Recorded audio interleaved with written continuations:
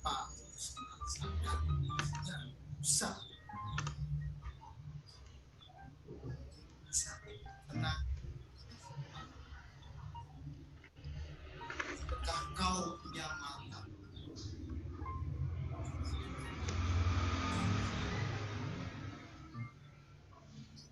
apa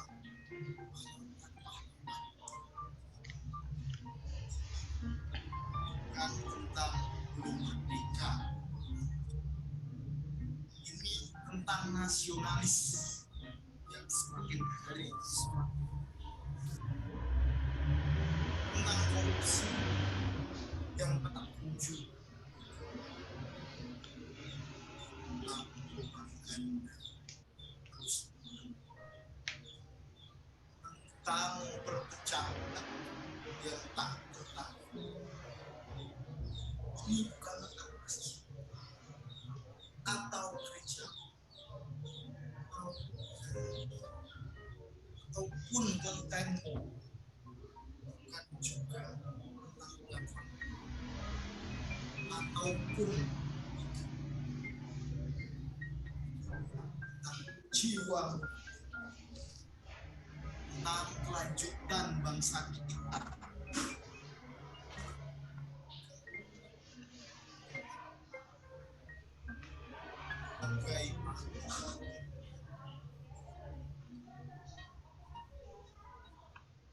Iya, tepuk tangan untuk Mas Ani dulu, nggih. Luar biasa, nggih. Memang banyak ya yang menyatakan bahwasanya kita sebenarnya sudah merdeka tahun 45 gitu, 17 Agustus 45. Tapi perasaan kok merdekanya seperti apa gitu. Memang yang bilang seperti itu merasakan pada saat penjajahan ya Mas ya. Tidak bisa membandingkan seperti apa kayak itu pun kok belum merdeka itu seperti apa kayak itu. Kayaknya itu mengkerdilkan perjuangan para pahlawan pendahulu kita. Tuh. Ya hanya saja pada saat ini kita gimana ya, ada sedikit riak-riak ya, sedikit riak-riak yang berusaha untuk, mohon maaf nih, yang berusaha untuk bukan sampai mencabik ya, berusaha untuk menggerogoti atau bahkan kalau orang Jawa itu nitili merah putih, tidak sampai mengkoyak, tidak sampai seperti itu hanya kerikil-kerikil kecil saja dibanding dengan perjuangan para pahlawan pendahulu kita luar biasa. Nggih, matur nuwun, berarti Indonesia tetap akan berdiri sampai kapanpun. Nggih, Mas Jamroni nggih? Nggih, siap. Nggih, merdeka. Iya.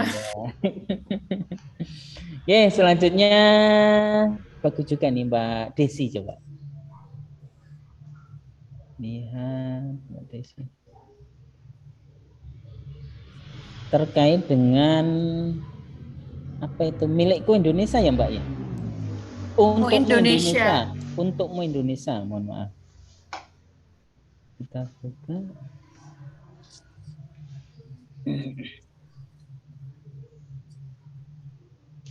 Ini dulu. Dan nampak ya Mbak? Apa sudah nampak? Sudah Pak. Ya. Sudah Pak.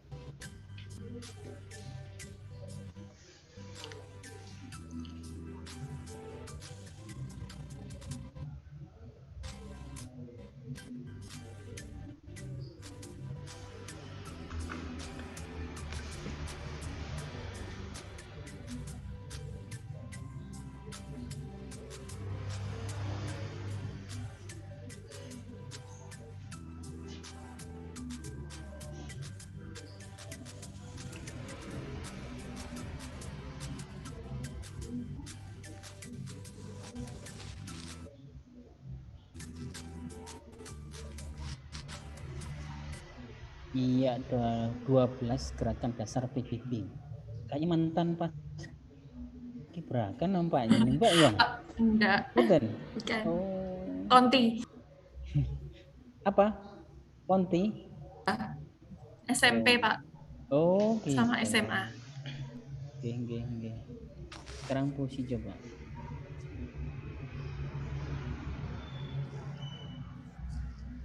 Untukmu Indonesia.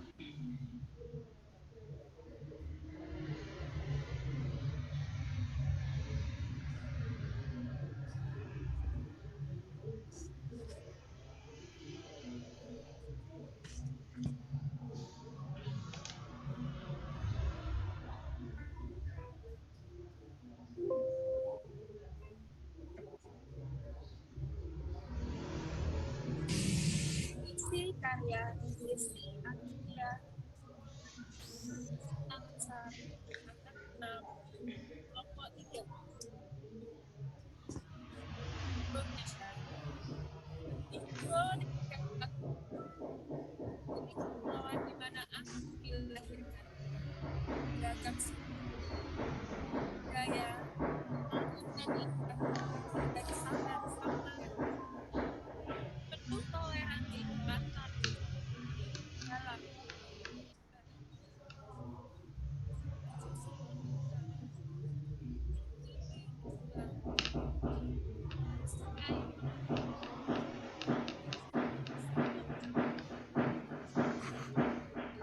Indonesia, kau adalah bangku merahku membawa semangat dalam dan putihku membawa kedamaian. Malah engkau sampai terpecah, jagalah ia sepanjang masa. Pertiwi, itulah tugas kita, menerus bangsa. Nggih. Luar biasa ya. Tepuk tangan tuh Mbak Desi dulu. Untuk mau Indonesia yang menyatakan tentang keindahan panorama Indonesia, tentang keramah tamahan masyarakat Indonesia nggih, Mbak, bangsa Indonesia Betul, nggih. Pak. Apakah keindahan seperti itu akan terjadi perpecahan, kemudian seperti itu akan terkoyak dengan adanya karena adanya polarisme, kemudian ada terorisme, kemudian provokasi, nah seperti itu. Nah, tugas kita sebagai ASN, sebagai perekat dan pemersatu bangsa, jangan sampai kok itu terkoyak. Sebelum terkoyak itu panjenengan jahit dulu. Nah, tugasnya panjenengan inilah sebagai penerus bangsa untuk menjaga Ibu Pertiwi, menjaga bendera merah putih, jangan sampai terkoyak merah putih itu. Jangan sampai terjadi perpecahan. Terutama pada saat ini nggih, untuk akhir ini terkait dengan isu agama terutama isu agama itu luar biasa gitu kan, luar biasa. Karena apa, dengan isu agama yang sangat sensitif yang sangat sensitif itu, orang mudah terbakar.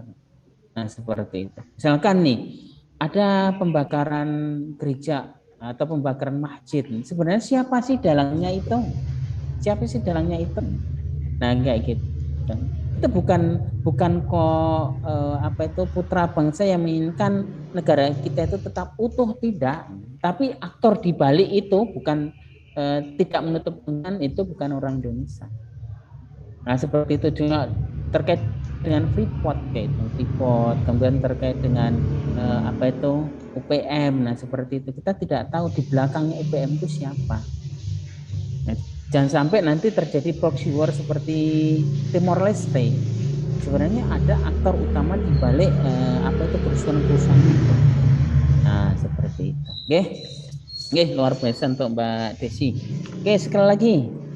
Satu lagi siapa nih?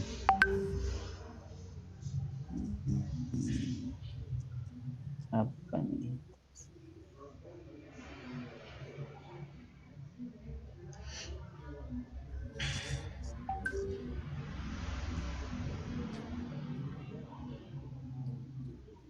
Coba tadi yang bagus tadi, semangat tadi Mbak Rindang, Mbak Rindang gitu. Semangat Mbak Rindang.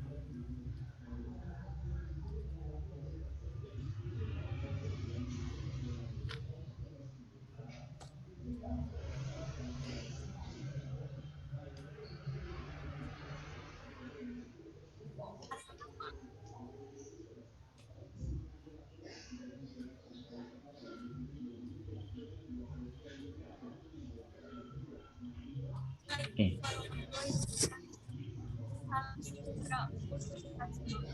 Perkenalkan, nama saya Safat peserta laksar CPNS dari SMA 2 Banguntapan Angkatan ke-6 kelompok 3 tahun 2022.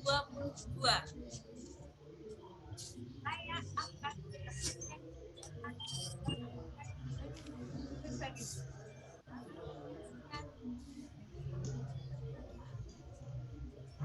siap gerak, istirahat di tempat gerak, gerak, hormat gerak, tegak gerak, hadap kanan gerak, hadap kiri gerak, hadap serong kanan gerak, hadap serong kiri gerak, balik kanan gerak, balik kanan gerak, lencang kiri gerak, setengah lencang kiri gerak, jalan di tempat gerak, berhenti gerak, jalan, berhenti gerak, langkah tegap maju jalan,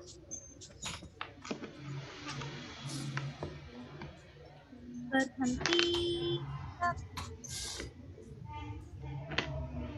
Oke, luar biasa.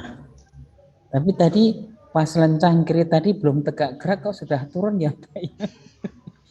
Lencang kiri gerak, kemudian setelah itu tahan dulu, kemudian tegak gerak baru turun. Begitu juga setengah lencang kiri, nggih? Nggih, Mbak. Pak, mohon maaf kepotong. Oh, kepotong, nggih. Ya, tak apa-apa. Kemudian yang puisi, Mbak. Puisi dari Mbak Rindang.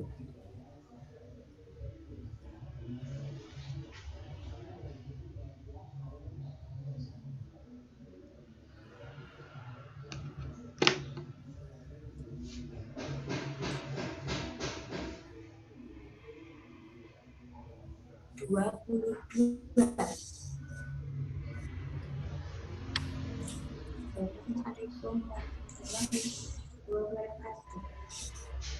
Sejahtera untuk kita semua.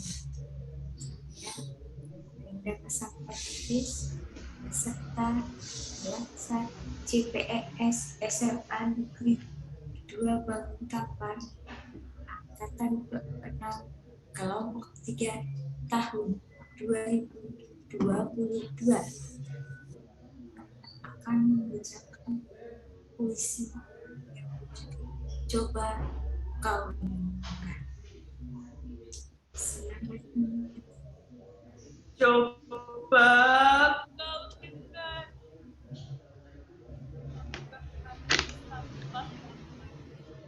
telah mereskan sejarah kemenangan yang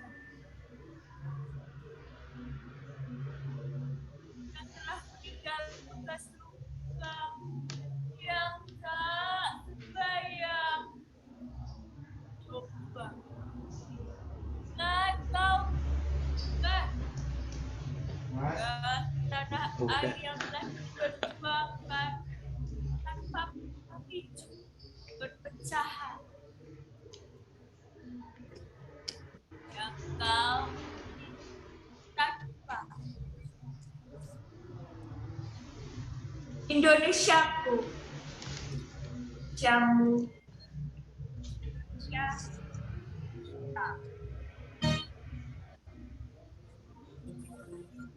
Proklamasi. Kami, bangsa Indonesia, dengan ini menyatakan kemerdekaan Indonesia.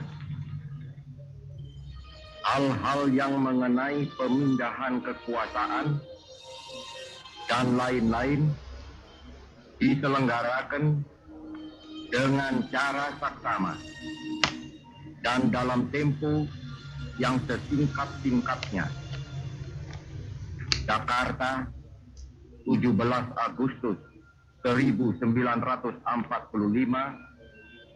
atas nama bangsa Indonesia, Soekarno Hatta. Iya, nggih, luar biasa Mbak Rindang nggih, terkait dengan Indonesia milik kita semua ya Mbak ya. Jadi Nggih, Bapak. siapa yang berkewajiban untuk menjaga Indonesia itu ya kita semua, kita bersama kayak itu kan, kita bersama. Untuk saat ini barangkali kita sebagai CPNS, apa sih sebenarnya sumbangsi panjenengan terhadap Indonesia? Tentu meningkatkan pelayanan publik yang pelayanan standar minimal menjadi pelayanan yang prima excellent service. Seperti itu nggih Mbak Rindang nggih. Nggih, Bapak. Tepuk tangan untuk Mbak Rindang dulu nggih. Matur nuwun Bapak Ibu, terkait dengan puisi juga terkait dengan baris-baris semua sudah saya tengok sekilas gitu, tidak sampai selesai nggih, sekilas saja. Kemudian selanjutnya ini tugas individu, kemudian terkait dengan etika keprotokolan barangkali tidak perlu saya buka di sini. Kita lanjut ke tugas kelompok saja nggih. Tugas kelompok terkait dengan Wasbang. Nah, monggo silahkan Mas Yamroni, dari 10 orang anggota kelompok ini siapa yang akan mempresentasikan terkait dengan tugas Wasbang? Silahkan. Setelah itu nanti isu kontemporer. Nah, isu kontemporer nanti ada hubungannya dengan untuk isu kontemporer barangkali nanti ada beberapa masukan Mas Ali nggih. Ada beberapa masukan itu nanti seandainya ada perbaikan nanti kita perbaiki bareng-bareng. Itu untuk yang di isu kontemporer. Silahkan untuk yang Wasbang, silahkan untuk presentasi. Rindang, jadinya Mbak Rindang nggih. Atau Mas Eko tadi malam, ayo Mbak Rindang nggih. Ya. Semangat. Mas Eko nggih sampun bergabung ya? Ampun Bapak, ampun tadi menunggu di ACC oleh host. Nggih, tak apa-apa. Tak apa-apa Mas. Tapi sudah absen ya Mas ya tadi panjenengan? Absen pun di Bapak. Absen pagi nggih. Nggih, sampun Bapak. Oh, siap nggih, tak apa-apa. Monggo silahkan Mas Eko atau Mbak Rindang.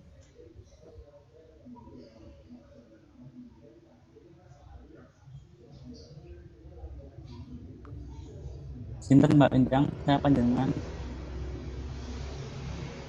Derek Mas, saya panjenengan monggo. Oke. Saya mawon nggih kalau ngaten Mbak. Ya. Oh ya.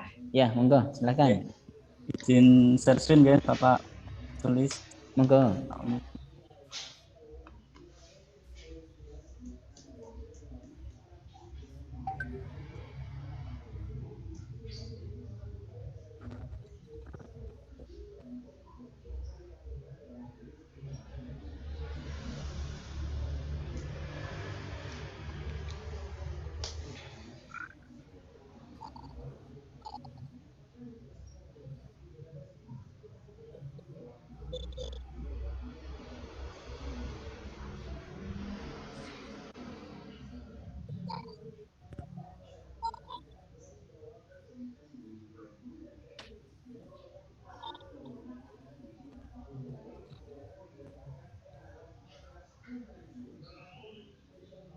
Sudah terlihat belum nggih teman-teman? Baru OTW Mas. Bentar. Nggih, sampun. Selamat siang Pak Polis dan teman-teman semua. Berikut saya presentasikan terkait dengan wawasan kebangsaan yang sudah kami diskusikan kemarin. Yang pertama terkait dengan pengertian. Pengertiannya apa? Yang pertama itu adalah apa sih pengertian wawasan kebangsaan, dan nanti berlanjut terkait dengan generasi-generasi yang bagaimana cara memaknai antar generasi, beda generasi, memaknai wawasan cara pandang mereka terhadap wawasan kebangsaan itu sendiri. Dan di akhir nanti ada beberapa cara terkait di era terkini bagaimana cara mensosialisasikan wawasan kebangsaan itu di era terkini. Yang pertama yaitu mengenai pengertian wawasan kebangsaan itu adalah wawasan adalah cara pandang atau cara melihat, sedangkan kebangsaan adalah hubungan hukum antara orang dan negara. Sedangkan secara keseluruhan wawasan kebangsaan adalah konsep politik bangsa Indonesia yang memandang Indonesia sebagai satu kesatuan wilayah meliputi tanah, darat, air laut termasuk dasar laut dan tanah di bawahnya, serta udara di atasnya secara tidak terpisahkan, yang menyatukan bangsa dan negara secara utuh, menyeluruh menyangkut segenap bidang kehidupan nasional yang meliputi aspek politik, ekonomi, budaya, dan pertahanan. Selanjutnya, di perubahan era teknologi yang saat ini, itu ada beberapa aspek perubahan era teknologi. Yang pertama, informasi, mudahnya informasi terkait. Yang pertama adalah informasi. Mudahnya informasi beredar di masyarakat, baik informasi yang fakta maupun informasi yang tidak valid atau hoax. Yang kedua terkait dengan komunikasi. Berkembangnya teknologi dengan pesat memunculkan banyak sarana komunikasi media sosial. Yang terakhir mengenai transportasi, mudahnya akses sarana transportasi yang dapat masyarakat akses untuk memenuhi kebutuhan bepergian. Selanjutnya, media sosial sebagai bagian dari tantangan keberagaman. Nah, di sini media sosial yang karena di era teknologi, era sekarang itu hampir setiap orang bisa mengakses media sosial. Di sini maka masyarakat harus waspada dan berhati-hati dalam mendownload atau istilahnya melek teknologi, menjadi orang yang dapat memfilter apa informasi yang dia dapatkan dari media sosial. Yang pertama itu intoleransi, yaitu penyebab permusuhan dalam berbentuk info hoax dan meme yang dapat memicu konflik. Yang kedua ini adalah radikalisme pro kekerasan, yaitu penyebaran paham radikal melalui propaganda kelompok teroris. Yang ketiga adalah cybercrime, pornografi, judi online. Selanjutnya, bagaimana kita sebagai generasi muda atau generasi milenial menghadapi tantangan di era teknologi yang sekarang ini. Yang pertama, salah satu ini solusinya adalah diperlukan filter sekaligus menjadi rambu-rambu agar pengaruh pesatnya perkembangan era globalisasi yang sekarang ini agar bisa terus berimbang dengan rasa memiliki dan mencintai bangsa dan negara.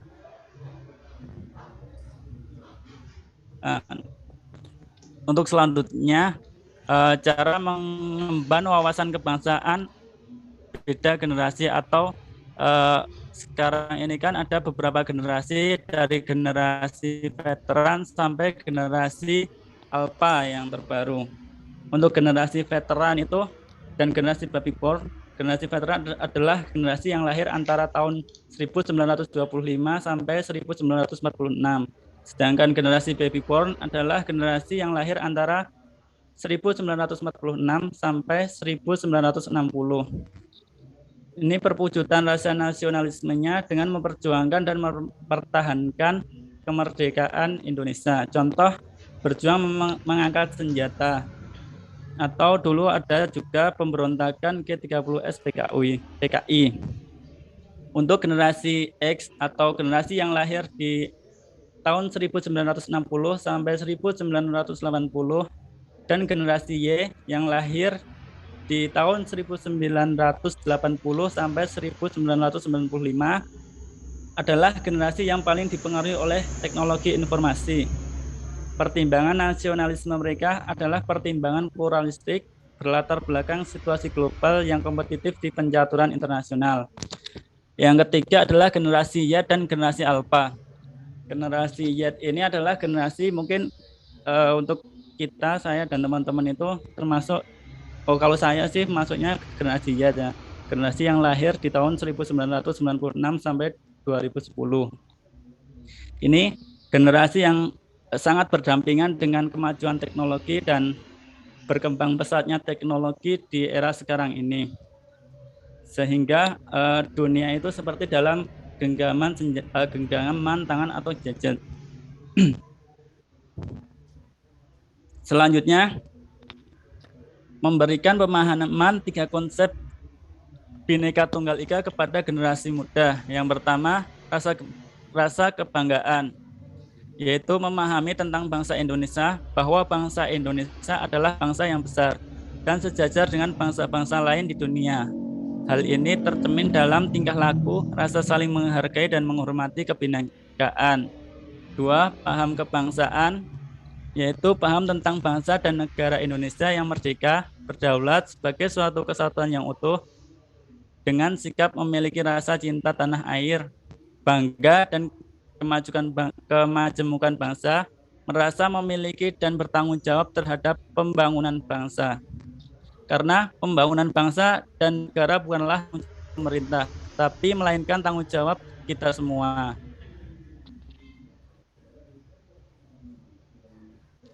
Yang ketiga, semangat kebangsaan bagi anak bangsa diaplikasikan dalam semangat nasionalisme dan kesetiakawanan sosial untuk mempertebal semangat kebangsaan, rasa senasib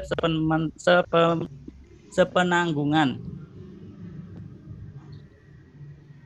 Untuk selanjutnya yaitu cara membangun wawasan kebangsaan di generasi teknologi.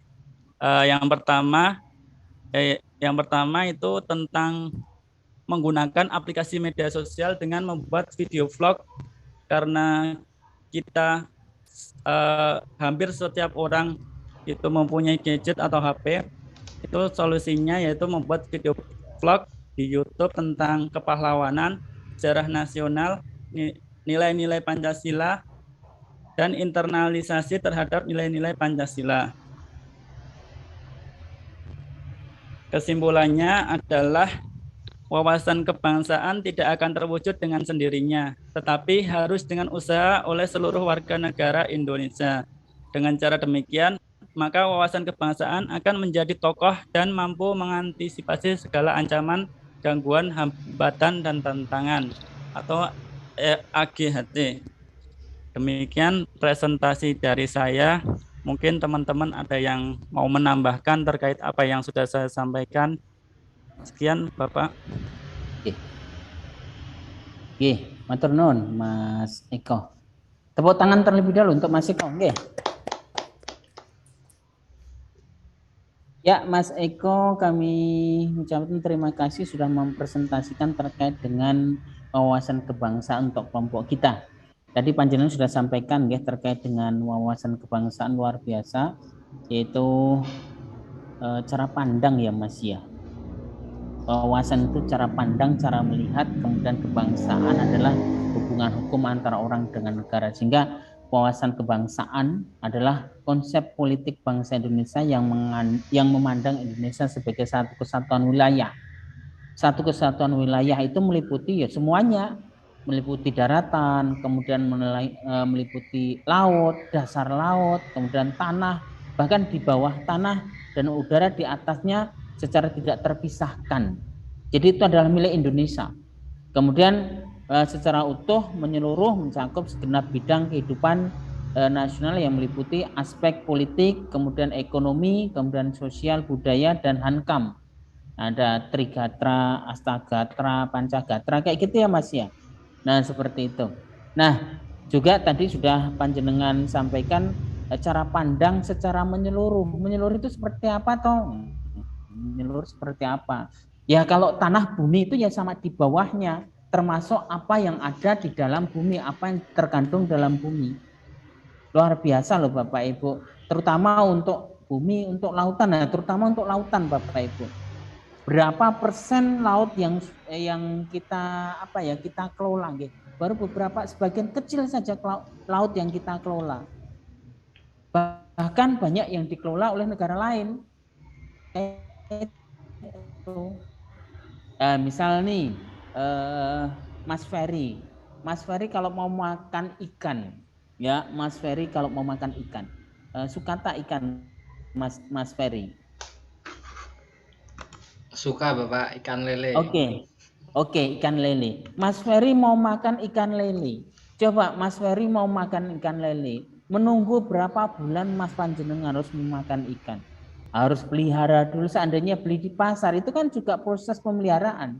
Dari dipelihara dulu, kemudian setelah agak besar dikasih makan, kemudian setelah besar baru dijual, kemudian sampai ke tangan Mas Ferry. Nah, itulah mindset kita yang salah Bapak Ibu. Lawang kita itu di laut sana itu banyak ikan yang luar biasa tanpa memelihara, tanpa ngingu. Tinggal ngambil saja, ngapa pula harus memelihara. Itulah itulah kita kayak itu loh. Luar biasa. Di sana tinggal manen nih gitu. Tinggal manen, ngambil itu sudah disediakan melimpah. Tapi ngapa pula kita cukup memelihara yang di darat. Nah, seperti itu. Bahkan dari Australia memanfaatkan, kemudian dari illegal fishing dari Malaysia, dari Thailand, dari Vietnam, terutama itu. Vietnam sama Thailand itu luar biasa, sama Cina.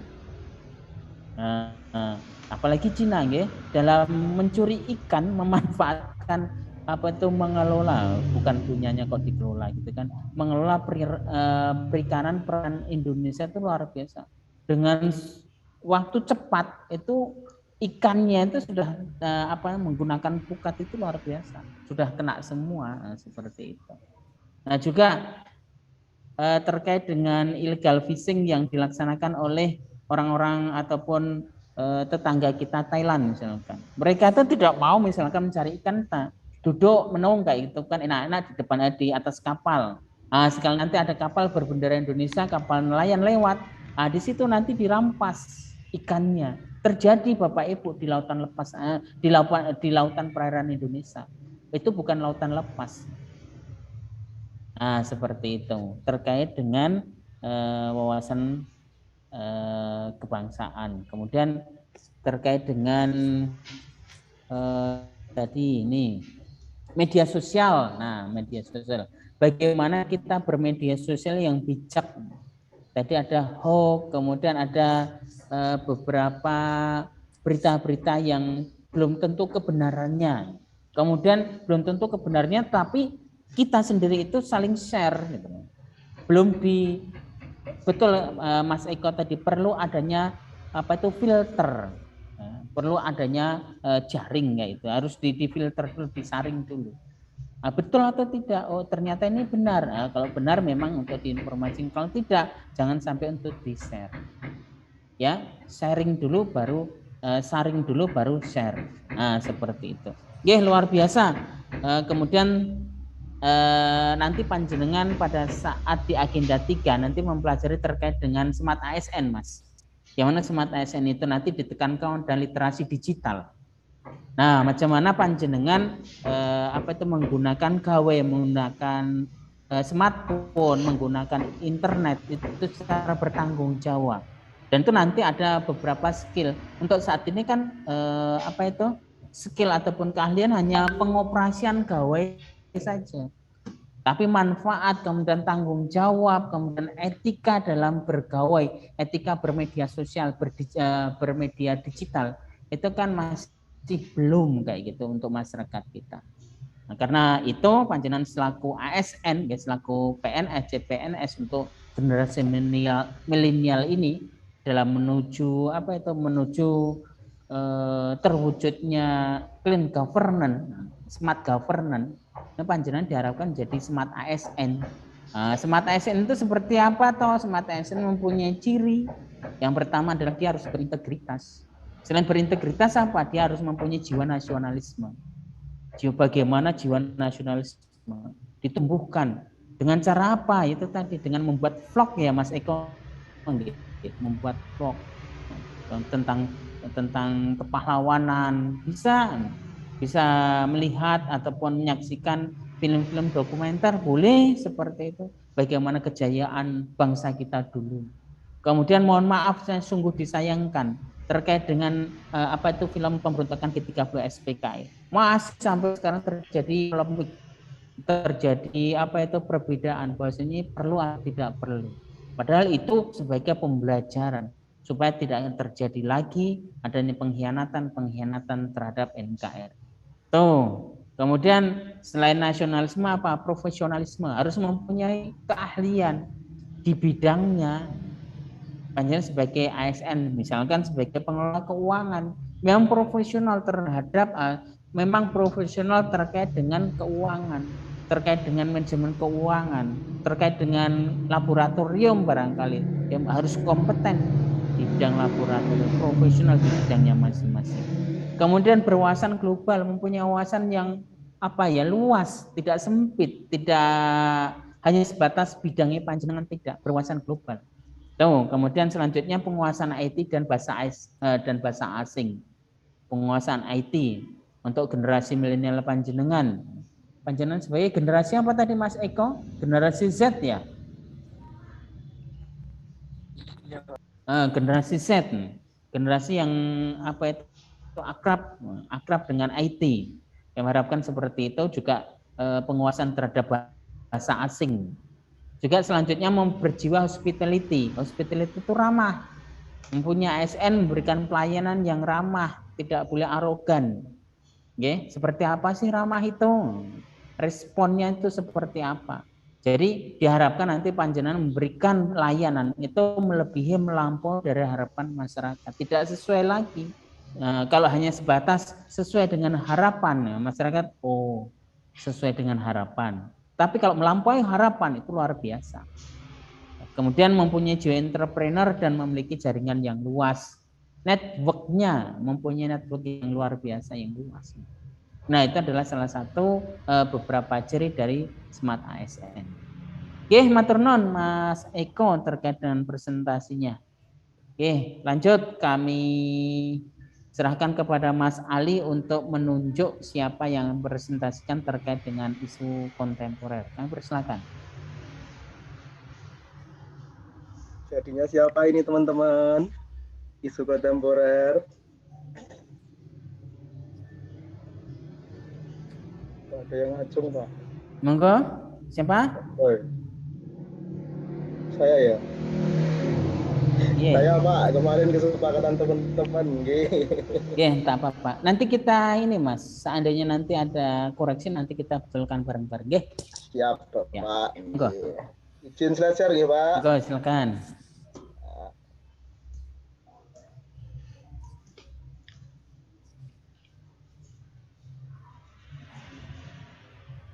Sudah kelihatan teman-teman? Sampun. Bapak, Ibu. Sampun.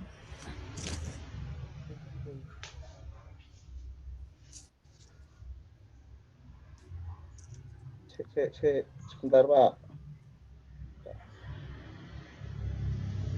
Oke, selamat siang Pak Ulis.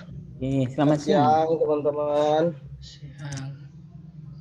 Dalam kesempatan kali ini saya Ali Zamroni sebagai perwakilan dari teman-teman kelompok 3 Angkatan Latsar 6 akan sedikit mempresentasikan tentang isu kontemporer yaitu terkait hoax. Apabila kemarin kita membahas tentang isu sendiri merupakan berita yang belum pasti, bisa benar, bisa salah. Itu ya kemarin ya. Kalau hoax sendiri seperti yang kita tahu bukan barang yang asing lagi. Artinya seperti ini, ya. Hoax adalah informasi palsu. Nah, kalau hoax sudah jelas itu informasi palsu. Ya, kita semua sudah tahu terkait hoax. Hoax sendiri ini merupakan isu kontemporer, isu yang sampai sekarang sebenarnya sudah banyak solusi yang ditawarkan, tapi tetap belum ada yang konkret, belum ada yang benar-benar bisa mengatasi. Gitu ya kemarin hasil diskusi kita, G. Ya, kita lanjut ke slide berikutnya. Macam-macam bentuk hoax, ada berbagai macam. Kemarin kita sudah melihat, sudah searching dan berdiskusi macam-macam bentuk hoax. Itu ada yang satir atau parodi, konten yang sebenarnya tidak mesti berniat jahat. Ada maksud tersembunyi, tapi sering orang salah paham, sudah langsung di-share. Nah, itu bisa menimbulkan keresahan juga, itu salah satu bentuk hoax. Ada lagi hoax yang konten menyesatkan, ini yang sering sekali. Ini biasanya terkait konten-konten agama seperti itu sering sekali. Adanya konten yang menyesatkan dan menimbulkan kerusuhan yang luar biasa sekali sampai sekarang. Kemudian ada jenis lain seperti konten tiruan. Kalau konten tiruan ini biasanya untuk mengejar popularitas biasanya dari media-media baru itu akan membuat konten-konten tiruan. Ya termasuk hoax juga ternyata dari kemarin gitu. Kemudian ada banyak sekali, ada konten palsu, ada keterkaitan yang salah, ada koneksi yang salah, kemudian ada juga konten yang dimanipulasi. Ini biasanya berwujud video yang dipotong-potong kayak itu. Sebenarnya video panjang, penjelasan belum selesai, sudah dipotong, di-share, kemudian diberitakan hoax-hoax kayak gitu. Itu seringkali kita jumpai di grup-grup WhatsApp keluarga gitu. Untuk selanjutnya ini berikut ini analisis kami dengan menggunakan analisis USG terkait urgensi, tingkat kedaruratan, kemudian terkait seriousness, tingkat keseriusan, dan growth atau tingkat perkembangan isu hoax tersebut. Kemudian berdasarkan analisa kami kemarin sampai tadi malam, Bapak Ulis, ini ada beberapa kesimpulan kami terkait permasalahan kenapa hoax ini bisa sangat mudah sekali tersebar di lingkungan kita. Yang pertama terkait kurangnya budaya membaca, seperti yang kita ketahui. Seringkali kita share tanpa membaca secara komplit dan langsung dibumbu-bumbui seperti itu. Kemudian yang kedua ada minimnya edukasi terkait kontrol individu. Ini tadi sudah sedikit disampaikan oleh Mas Eko Prasetyo terkait filter diri ya dalam bersosial media. Kemudian ada juga kurangnya pengetahuan jurnalis kita sendiri terkait kode etik. Jurnalis sekarang itu banyak sekali yang hanya mengejar popularitas, kadang malah dengan sengaja memelintir berita untuk agar laku beritanya tersebut. Itu yang berbahaya dari jurnalis kita saat ini. Kemudian ada juga persaingan tidak sehat. Nah, ini biasanya berhubungan dengan politik. Saya sendiri sebagai salah satu warga binaan Badan Kesbangpol, Badan Kesatuan Bangsa, ini kerjaannya terkait hal tersebut. Ini besok kalau sudah masuk di pemilu tahun 2024, pemilu serentak, ini pasti akan banyak sekali terkait isu hoax terkait ini, terkait persaingan ini, saling menjatuhkan seperti itu. Yang cukup populer kita lihat di tahun-tahun yang lalu, ada isu hoax yang di zamannya Ahok, ada zaman Pilpres itu Jokowi itu parah banget. Ya, nanti di 2024 pasti akan ada lagi hoax seperti itu. Kemudian berdasarkan analisa USG kami, ini kami menyepakati bahwa penyebab paling utama yang kami rankingkan di ranking 1 kalau berdasarkan diskusi kami selama beberapa hari ini, Pak Ulis, ini kami menyimpulkan bahwa faktor terbesar itu adalah minimnya edukasi pada kontrol individu, jadi di individu sendiri dalam bersosial media. Itu kan kami tangkap kemarin. Itu ya teman-teman. Untuk lanjut ke slide berikutnya. Nah, ini keterangan dari tabel tadi sudah dijelaskan. Kemudian yang terakhir terkait perankingan tadi yang kami ambil yang satu terkait minimnya edukasi. Kami menyimpulkan beberapa solusi, beberapa penyebab yang lain yang terjadi setelah adanya kurangnya kontrol individu terkait sosial media. Itu nanti akan menimbulkan perpecahan, kemudian menimbulkan opini negatif tentu saja. Kemudian ada hilangnya reputasi seseorang dan kelompok. Ini jelas terkait pilkada. Kemudian timbulnya keresahan di masyarakat. Ini jelas sekali kalau momen-momen saat ini sangat banyak sekali. Kalau di momen biasa seperti sekarang ini banyak terkait agama, biasanya isu agama, khusus kayak gitu banyak sekali. Kemudian kalau nanti di 2024 tentu saja terkait pemilu ini akan banyak sekali hoax-hoax yang beredar. Kita tunggu saja. Seperti itu. Kemudian, nah ini penyelesaian hasil diskusi kami terkait penyelesaian masalah hoax di Indonesia. Sebenarnya Pak Ulis, kalau kami matur terkait penyelesaian ini tidak cukup waktu 1 hari 2 hari untuk membahas terkait hoax ini, karena ini yang kami tulis ini sebenarnya masih yang standar-standar aja. Sejujurnya kalau didalami, dikupas lebih tajam lagi, banyak sekali ini pembahasan terkait penyelesaian isu hoax. Kami sepakati beberapa hal berikut ini. Yang pertama, perlunya edukasi dan kontrol diri. Nah, ini dari diri kita sendiri dalam bersosial media, dalam membaca berita. Kita perlu mengecek kredibilitas dari jurnalis kita, dari media yang kita baca, ini kredibilitasnya perlu dicek dulu. Jangan asal-asalan blog kita baca, kemudian kita share, itu bisa menimbulkan perpecahan. Kemudian yang kedua, perlunya kesadaran kode etik jurnalistik dalam memposting berita. Ini agak susah juga tentang diskusi yang kedua ini, karena ada berbagai kepentingan, seperti si jurnalistik sendiri yang sengaja menebar hoax agar beritanya laris. Kalaupun kita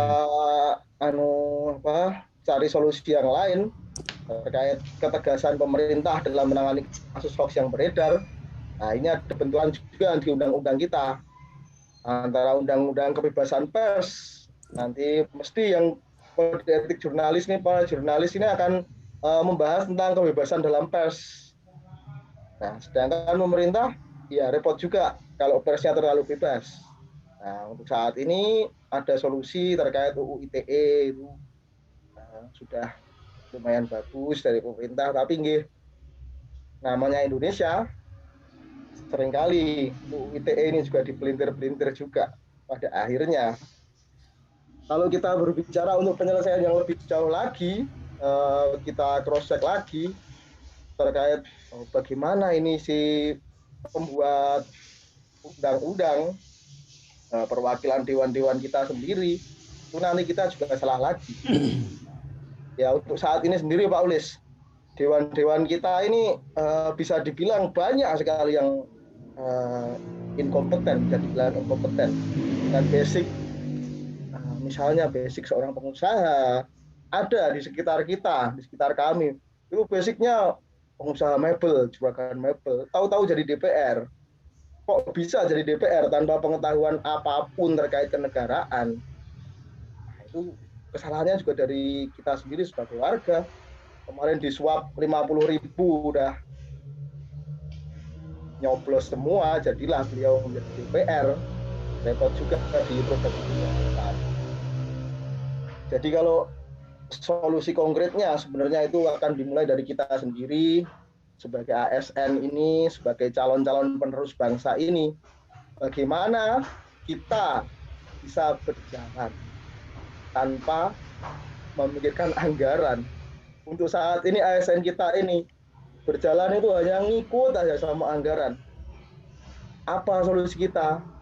Sebagai contoh di Kesbangpol sendiri terkait krisis-krisis ini, kami hanya membuat sosialisasi, semacam sosialisasi Bhinneka Tunggal Ika atau sosialisasi Pancasila. Kelihatannya bagus ini sosialisasi, tapi pas direalisasi peserta itu tidur semua. Itu yang salah di siapa ya? Di kita sebagai ASN, kita sebagai pembuat kegiatan sendiri yang hanya menjalankan anggaran, bahkan kadang hanya mencari sisa-sisa anggaran. Realita ASN sekarang ini yang perlu kita benahi. Kita mulai dari diri kita sendiri seperti itu. Semoga untuk kedepannya kita sebagai CPNS, sebagai ASN penerus roda pemerintahan ini bisa lebih baik dari generasi-generasi yang sebelumnya. Sekian Pak Ulis yang dapat kami sampaikan berdasarkan hasil diskusi kami beberapa hari ini. Jadi, kurang lebihnya saya mohon maaf. Wassalamualaikum warahmatullahi wabarakatuh. Waalaikumsalam warahmatullahi wabarakatuh. Tepuk tangan untuk Mas Ali Jamron. Oke. Matur nuwun Mas Ali terkait dengan isu kontemporer nggih. Sebelumnya saya sampai ke penyelesaian itu kalau di rancangan aktualisasi itu namanya gagasan pemecah isu ataupun solusi. Solusinya seperti apa untuk menghilangkan ataupun untuk menghilangkan penyebab itu. Namun sebelum kita bahas, barangkali bisa saya tampilkan slide yang ada di LMS nggih.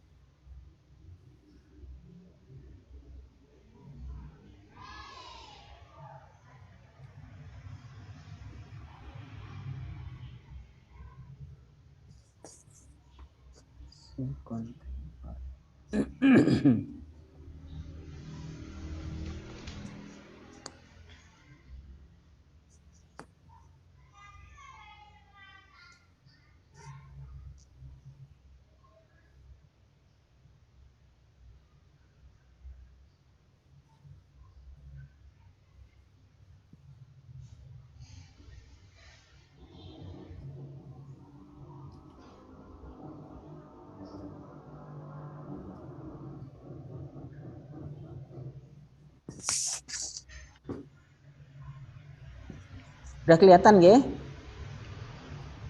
Oke. Sudah kelihatan belum? Sudah, Pak. Sudah, Pak. Oke.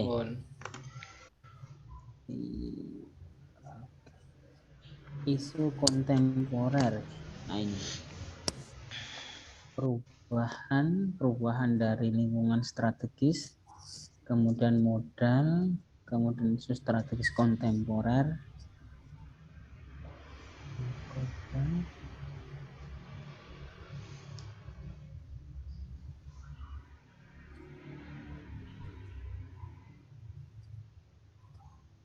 Oke.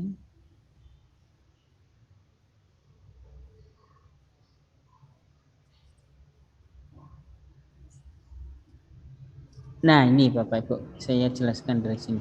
Kemarin sudah saya jelaskan terkait dengan kapan isu itu bisa diangkat ataupun dipilih menjadi masalah. Sudah ya? Yang pertama harus aktual. Sudah? Sudah Pak kemarin. Sudah, Pak. Sudah ya. Iya. Nah ini Bapak Ibu, bahwasanya tidak semua isu itu bisa diangkat sebagai masalah.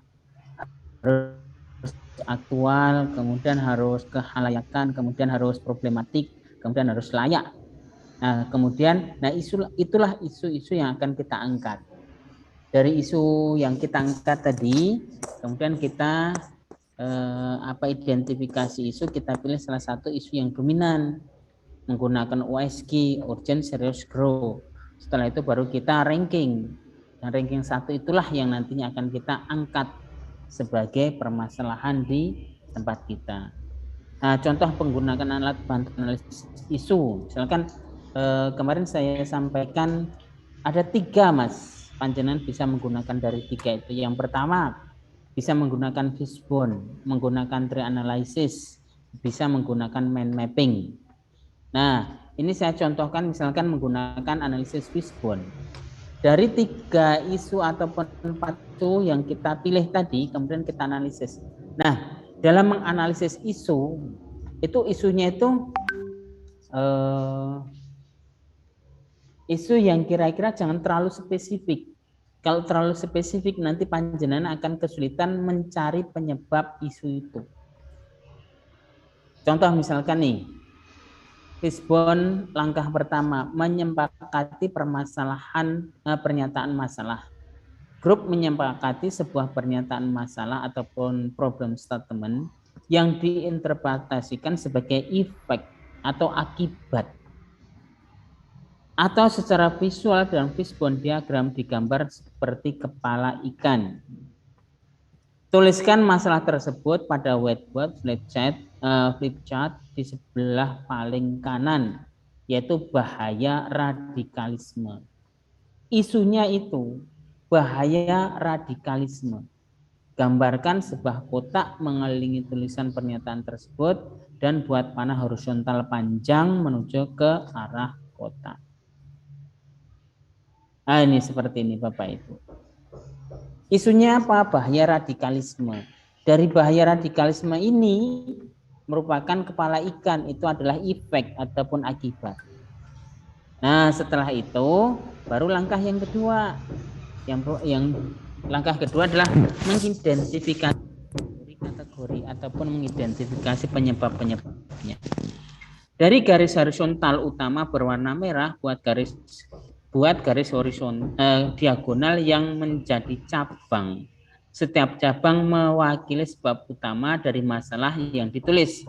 Sebab ini diinterpretasikan sebagai penyebab atau secara visual dalam fishbone sebagai tulang ikan. Duri-duri ikan itu sebagai penyebab utama. Nah, kategori sebab utama mengorganisasikan sebab sedemikian rupa sehingga masuk akal dengan situasi. Kategori itu antara lain bisa menggunakan 6M. Apa itu 6M? Misalkan mesin, kemudian methods, kemudian material, kemudian man, kemudian manpower dan seterusnya, measurement, kemudian juga milieu ataupun mother nature. Boleh seperti itu. Kemudian boleh juga menggunakan 8P yang biasa dalam industri jasa. P itu apa? Produk. Kemudian price, place, promotion, kemudian people, kemudian process, kemudian physical evidence atau productivity, quality. Bisa juga menggunakan 5S. Apa itu 5S? Rounding, supplier, system, skill ataupun safety. Nah, seperti itu. Misalkan nih, kita menggunakan S misalkan. Bahaya radikalisme dari sistemnya, penyebab dari sistemnya apa? Kemudian dari surroundingnya apa? Dari skillnya apa? Nah, macam kayak gitu, nggih. Kemudian yang terakhir dari apa? Dari suppliernya barangkali. Nah, baru nanti kita jabarkan di sini penyebab-penyebabnya itu apa. Menentukan sebab-sebab potensial dengan cara brainstorming. Setiap kategori mempunyai sebab-sebab yang perlu diuraikan melalui sesi brainstorming. Saat sebab-sebab ditemukan, tentukan bersama-sama di mana sebab tersebut harus ditempatkan dalam fishbone diagram, yaitu tentukan di bawah kategori yang mana gagasan tersebut harus ditempatkan. Misal, mengapa bahaya potensial? Penyebabnya adalah pendidikan agama yang tidak tuntas. Karena penyebabnya sistem, maka diletakkan di bawah sistem. Begitu juga sebab-sebab tersebut diidentifikasi, ditulis dengan garis horizontal sehingga banyak tulang-tulang kecil keluar dari garis diagonal. Kemudian pertanyakan kembali penyebab sebab muncul sehingga tulang lebih kecil. Sub-sebab ada sebab utama, kemudian ada sub-sebab keluar dari garis horizontal tadi. Misalnya mengapa pendidikan agama tidak tuntas? Karena tidak diwajibkan. Barangkali seperti itu. Nah, seperti ini Bapak Ibu. Bahaya radikalisme penyebabnya apa? Dari sistem pendidikan agama tidak tuntas. Penyebabnya itu. Kemudian nih, insentif tidak cukup. Dari segi surroundingnya juga. Karena apa? Lingkungan barangkali. Mengapa kok ada bahaya radikalisme? Dan bahaya radikalisme itu tumbuh subur di kantong-kantong kemiskinan. Ya, karena mereka akan dicuci otaknya nih. Nah, dicuci otaknya. Salah satu, kamu hidup di rekoso, nanti di akhirat juga rekoso. Kamu pilih mana? Hidup di dunia rekoso tapi di akhirat mulya. Pilih mana? Ya tentu orang yang tidak bisa berpikir karena kemiskinan tadi, maka dia berpikir daripada sengsoron dunia akhirat mendingan sengsoron yang dunia tok tapi di akhirat jadi mulya. Akhirnya apa? Mereka diminta untuk membawa bom misalnya. Mau seperti itu. Kemudian jauh dari kota. Jauh dari kota ini kan tentu diidentikan jauh dari peradaban. Kemudian skill, terkait dengan skill, terbangunnya dari isolasi, terbangun dari isolasi. Apa itu sifatnya? Orangnya itu tertutup, mengisolasikan diri. Tertutup, tidak terbuka. Kemudian apa ini? Induksi, apa ini tak lihat saya. Bisa jadi seperti itu, yang kecil ini tak lihat saya. Kemudian dari segi supplier, jumlah SDM yang tidak memadai. Nah, itu juga bisa sebagai penyebab.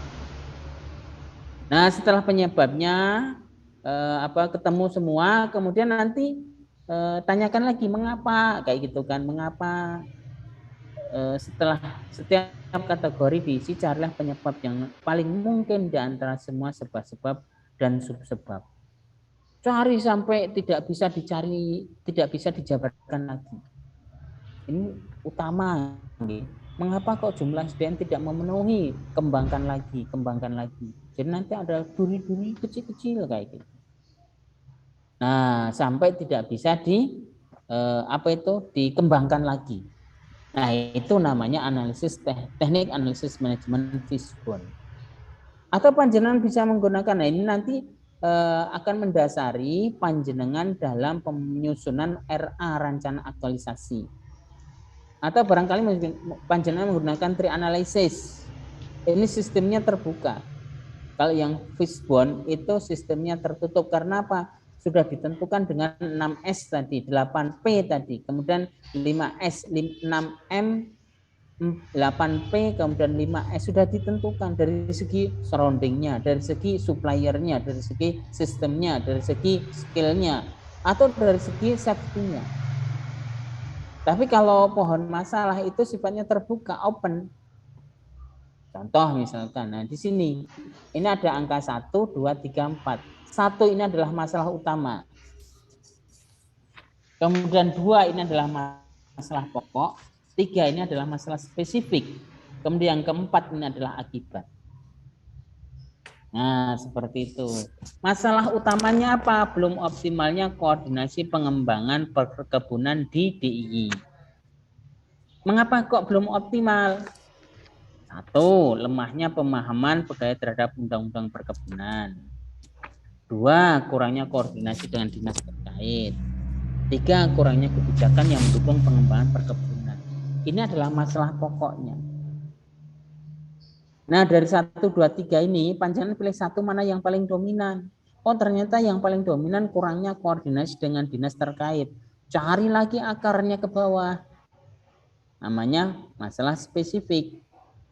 Mengapa kok kurangnya koordinasi dengan dinas terkait? Disebabkan karena apa?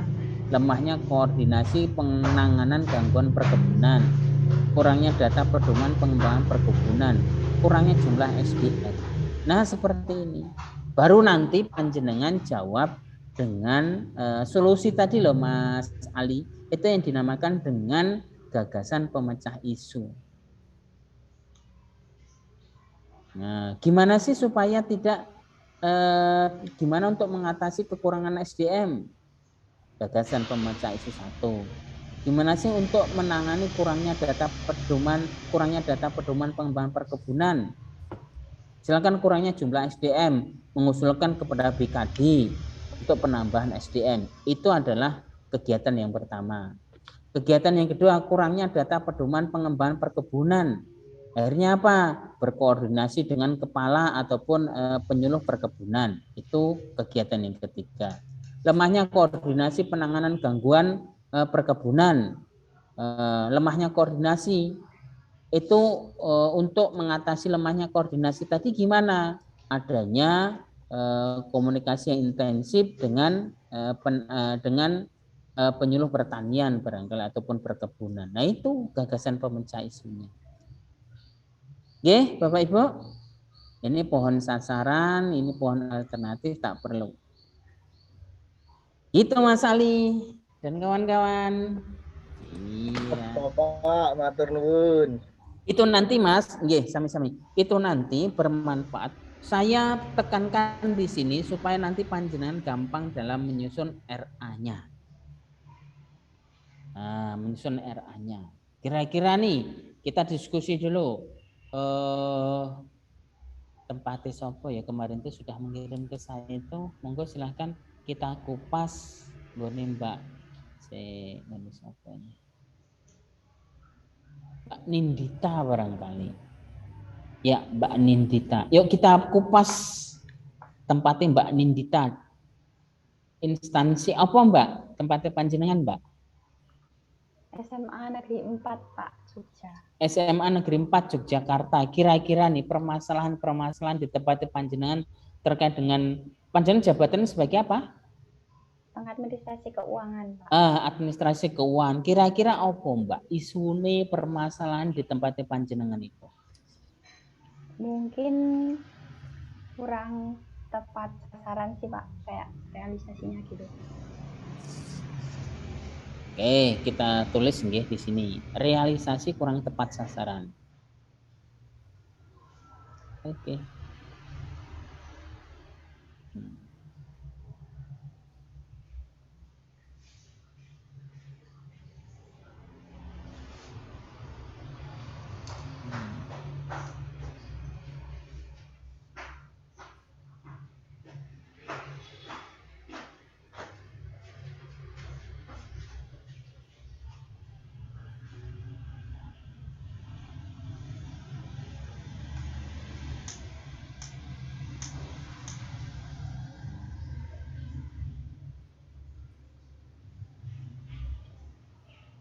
Ini ya Mbak ya. Kita lihat.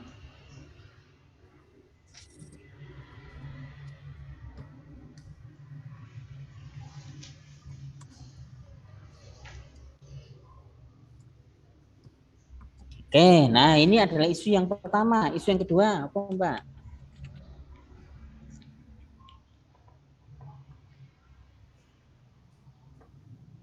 Apa ya Pak? Misalkan keterlambatan laporan SPJ ya Mbak ya. Oke, terus apa lagi?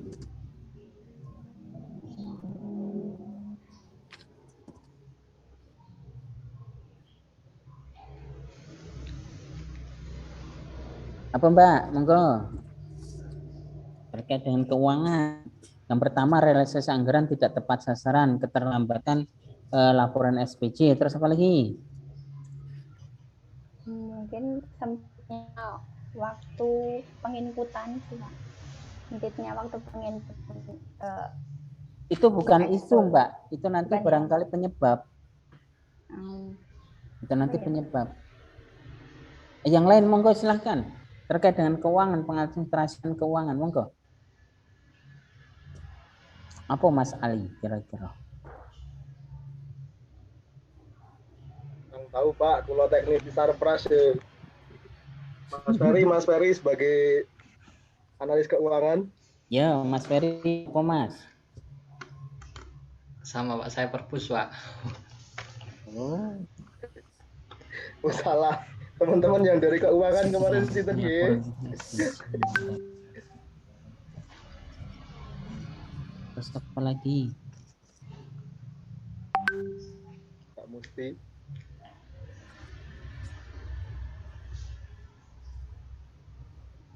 Yo, siapa nih?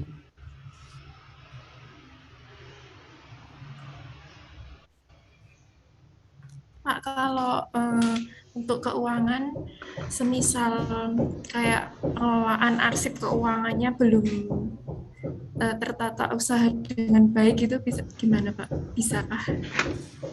Pengelolaan arsip ya Mbak Desi ya? Iya, tapi khusus untuk yang keuangan gitu Pak. Spesifiknya baiknya gimana ya Pak? Pemilihan isunya.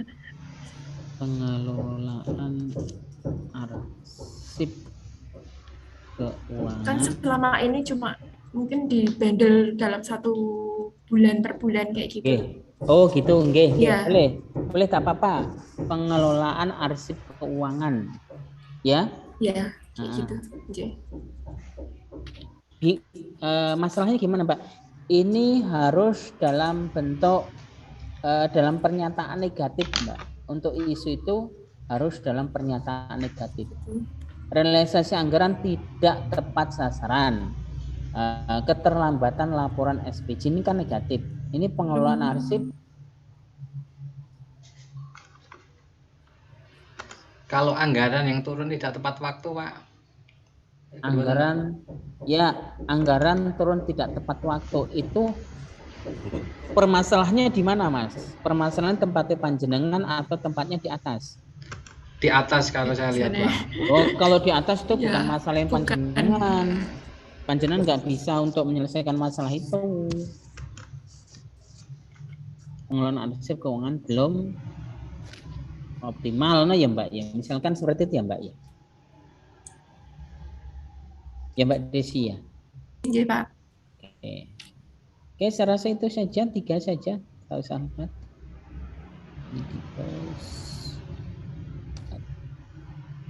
Nah dari sini, ayo kita misalkan kita jumlah, kita skor. Realisasi anggaran tidak tepat sasaran, urgent tidak, penting tidak. Penting, seberapa penting atau sangat penting? Mbak Nindita tadi mana? Penting Pak. Pentingnya berapa? 1 sampai 5? 4 Pak. 4, oke. Kemudian kalau keterlambatan program?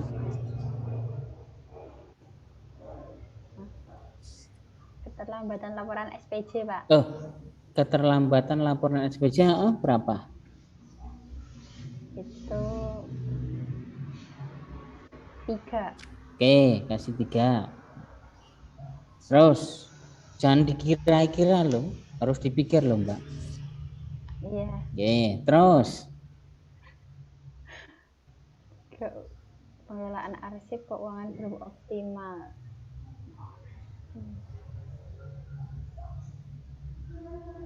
3.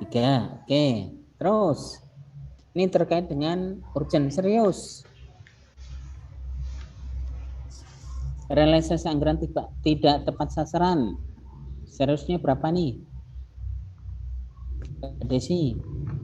Yang lain juga, Mas Iman, Mas Ali, Jamroni, Mas Septian, Mas Imam. Kira Mas? 4 itu yang benar. 4 menitnya.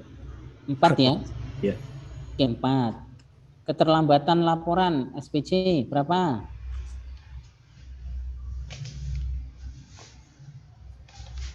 Mbak Musti kan? Mbak Musti dia macam. Kira Mbak Musti? 4 Pak. 4. 4 juga. Oke, Mbak Putih sekarang berapa Mbak ini? Pengelolaan arsip. 4. Kalau pengelolaan arsipnya 3. Oh, pengelolaan arsipnya 3. Iya. Oke. Sekarang grow-nya 4. 4. Ini keterlambatan laporan. Jelas 4. 4. Kemudian yang ini pengelolaan arsip 3. 3. Oke, dijumlah 12. Nih 11. 11. Nih 9. 9. Berarti ranking 1 mana? Ini ranking 1. Ini ranking 2. Dan ini ranking 3, gitu kan? Iya, ranking 1 realisasi anggaran tidak tepat sasaran. Nah, baru panjenengan analisis penyebab-penyebabnya mengapa kok realisasi anggaran tidak tepat sasaran. Ayo.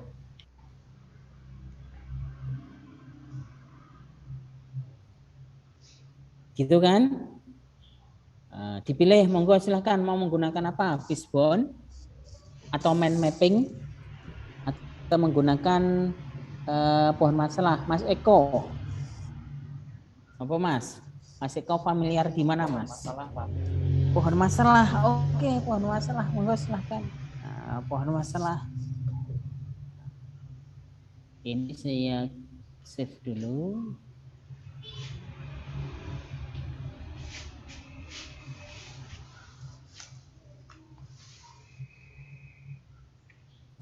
Save.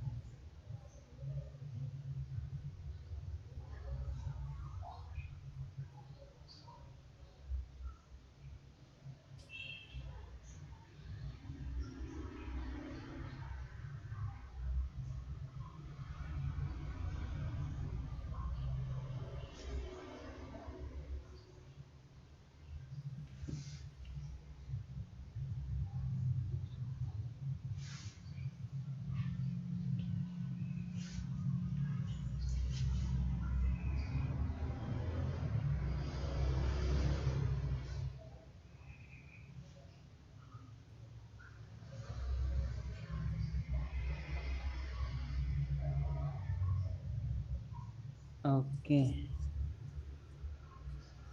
Ini itu.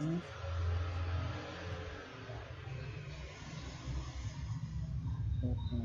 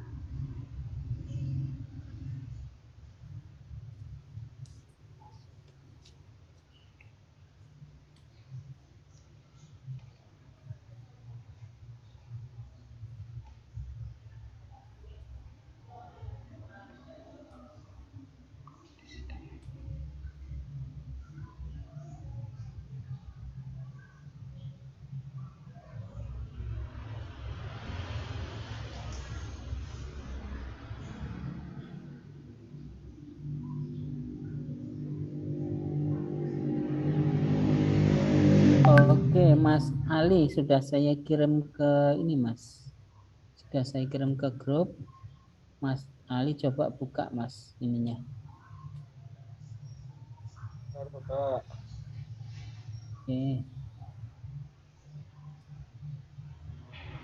Setelah itu baru panjenengan lanjutkan. Nah, menggunakan pohon masalah.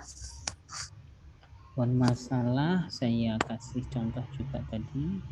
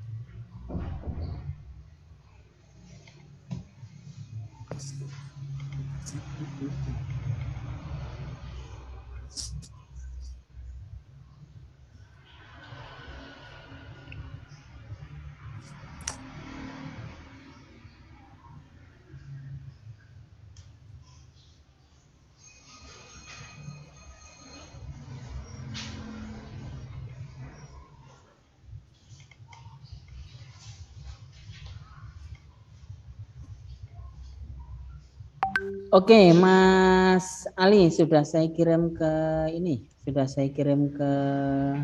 grup ya. Yang kedua itu sudah menggunakan USD, kemudian yang bawahnya itu ada pohon masalah, tinggal ganti saja. Monggo silakan. Didiskusikan dan kawan-kawan bareng-bareng di sini. Nanti kalau kalau kurang benar nanti saya kasih masukan. Langsung ditampilkan saja, Mas. Oke, langsung panjenengan tampilkan saja. Yang terakhir Bapak kirim, gua tender dulu, Pak. Iya. Ya.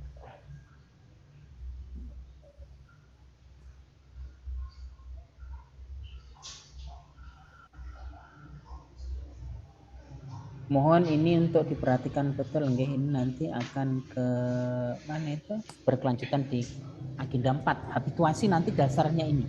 Kalau tak paham nanti tidak bisa.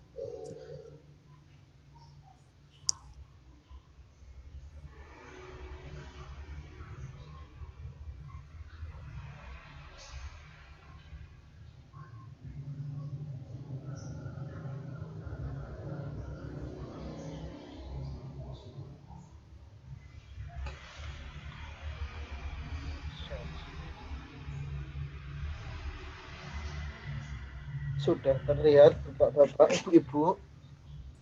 Sampun. Sudah, Mas. Sampun.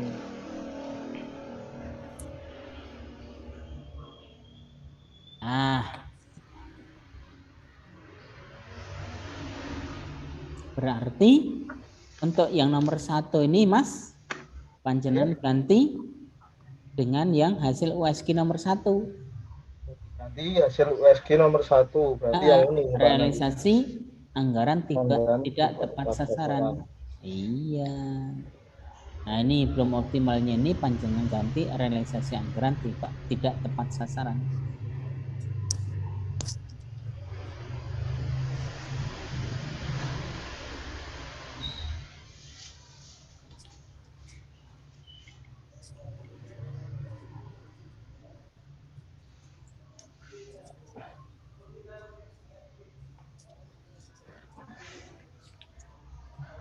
Nah, seperti ini.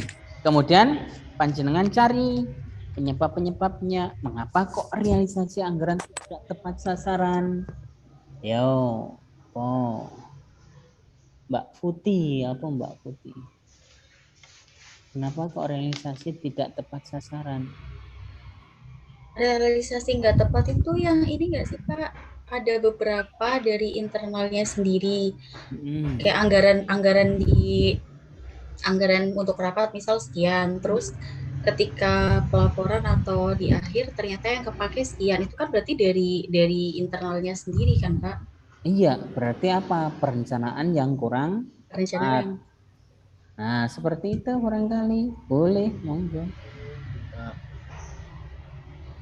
List perencanaan anggaran yang kurang tepat. Terus apa lagi, monggo?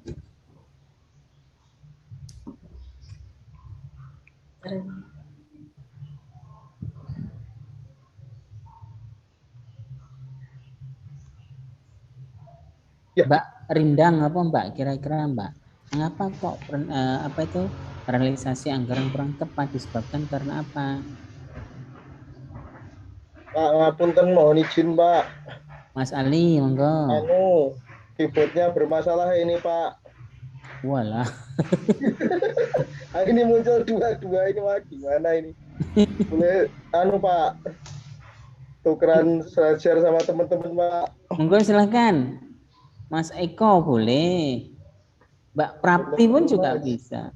Mbak Prapti bisa langsung di-download aja. Mas Ferry juga bisa. Stop share dulu ya, Pak. Oh, ini mah trouble keyboardnya. Oh iya. Nggih, monggo silakan. Tolong guys. Monggo Mas Ali dipandu ya, Mas ya. Diskusinya ya. Nggih, monggo silakan. Izin share screen ini udah tak buka tadi. Siap. Ya, Mas Septian, nggih.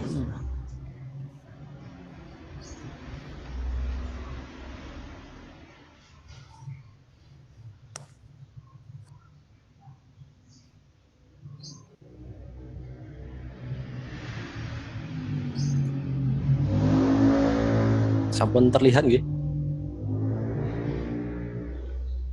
Ya, Mas.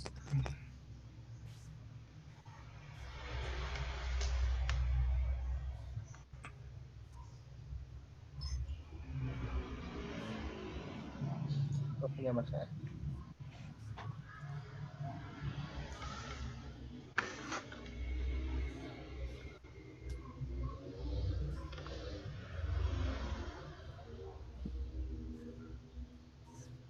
Ya monggo.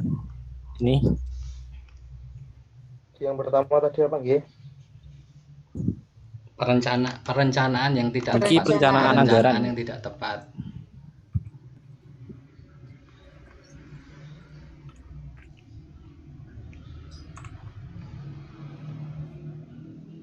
Oke.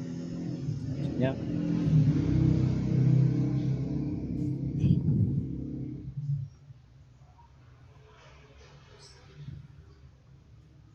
Ayo, Mas Ali.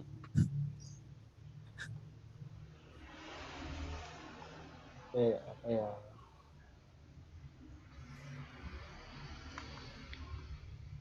Kurangnya koordinasi. Iya Mas, biasanya kurangnya komunikasi antara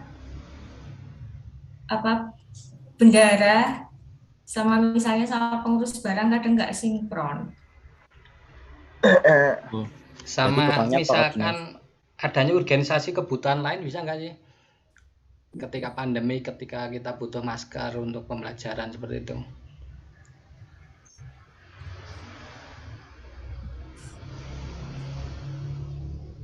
Berarti dialokasi ke yang kegiatan yang urgent gitu ya? Iya.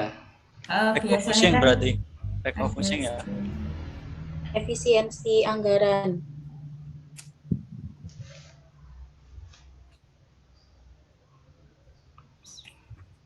Gimana? Efisiensi anggaran. Efisiensi anggaran bisa.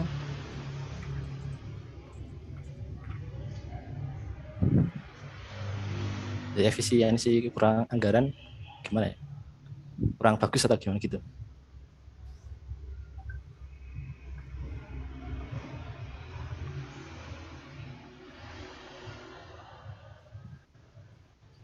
Halo. Teman-teman. Kalau efisiensi ini kan kemungkinan ini ya Mas, kelebihan anggaran yang tidak tepat. Efisiensi berarti kurang ya? Kurang pas. Kurang pas ya? Iya, kurang pas ya.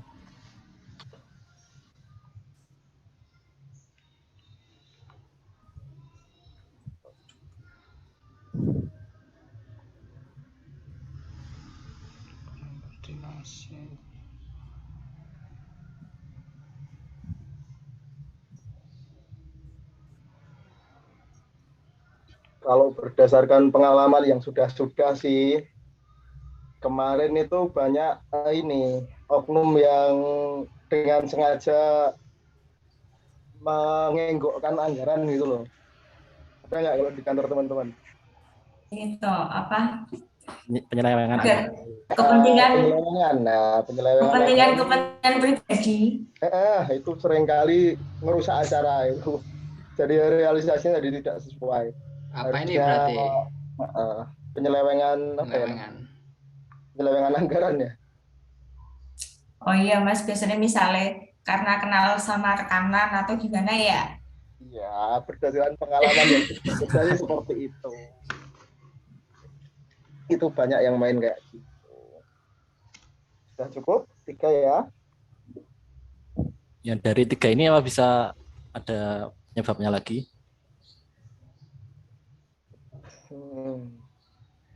Yang atasnya. Ya.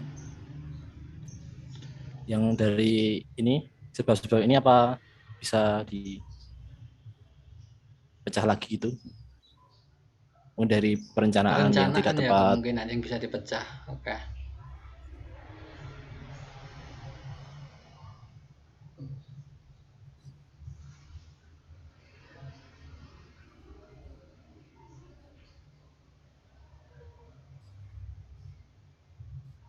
Kenapa ya? Kurangnya pengetahuan tentang perencanaan.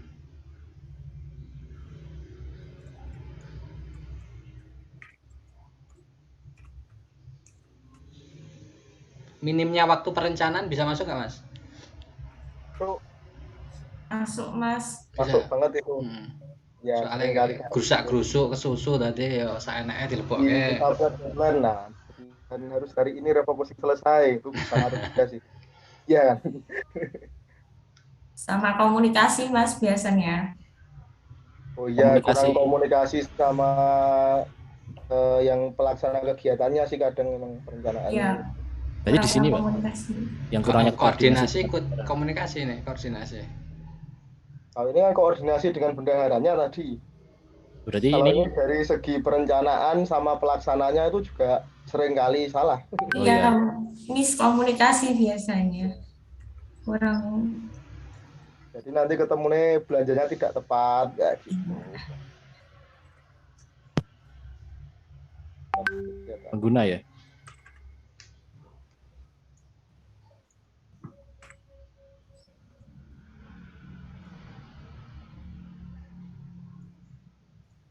Oke, ada lagi? Masih bisa dipecah lagi? Ini yang mana? Angel itu, kalau yang penyelewengan anggaran itu angel itu mau dipecah itu.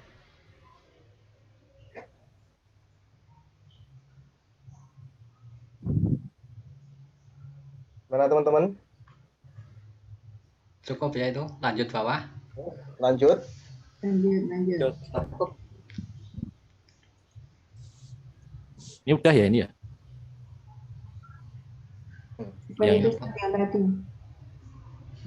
Nah, kalau ada yang bisa dipecah lagi kan nanti turun-turun ke bawah gitu kan?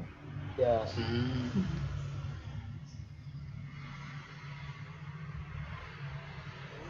Yang paling bawah Bu Mas?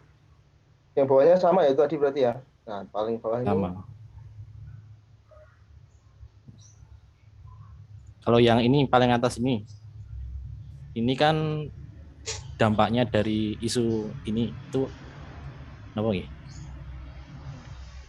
Kinerja instansi buruk.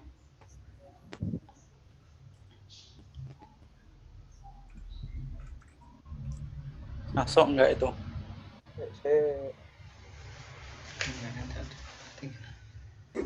Mungkin lebih ke penyerapan anggaran tidak optimal Mbak.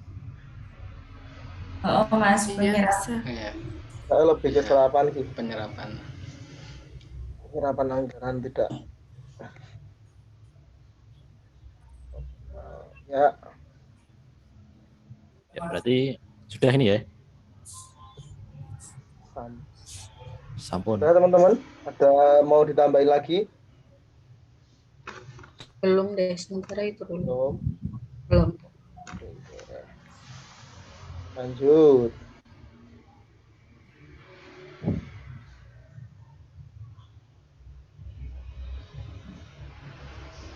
Ini sama ya ini ya?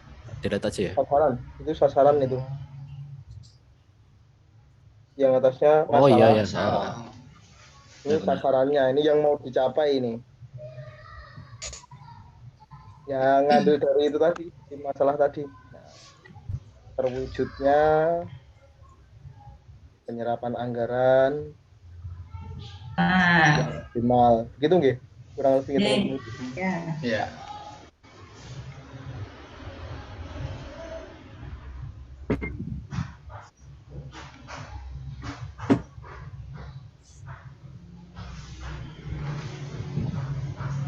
Ini yang atas tadi apa ya? Fungsinya yang atas sana coba. Jadi nonton lagi ya? Dari nomor 1 berarti. Ya. Apa dari bawah ke atas? Dari atas ke bawah. Oke. Nanti. Oke. Jadi realisasi anggaran tepat sasaran gitu ya.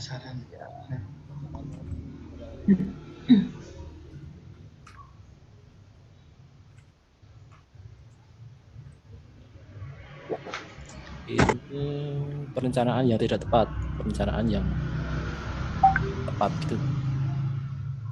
Iya, Mas. Perencanaan yang sesuai, yang tepat. Jadi ini tak copy aja.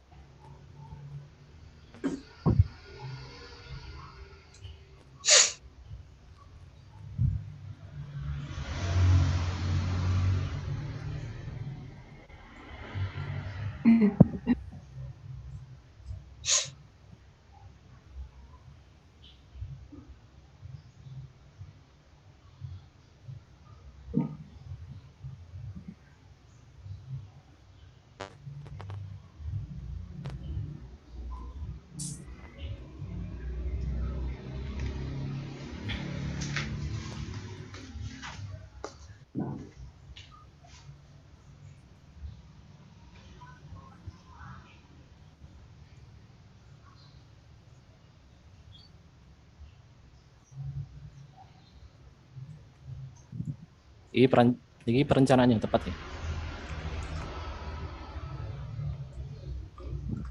Perencanaan yang terwujudnya perencanaan yang tepat apa ya? Perencanaan yang sesuai kebutuhan toh Mas. Iya. Yang tepat sasaran lah.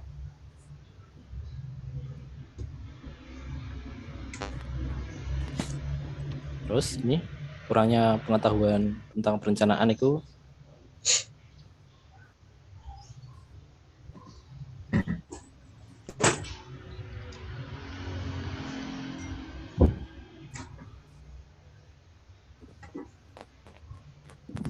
berarti memahami pengetahuan tentang perencanaan gitu.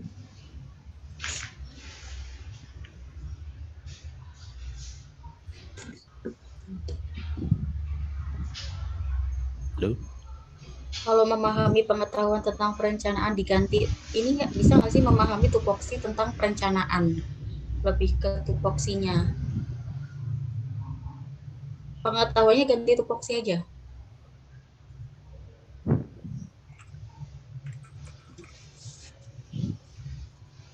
Ya. Ini minimnya waktu penyusunan perencanaan berarti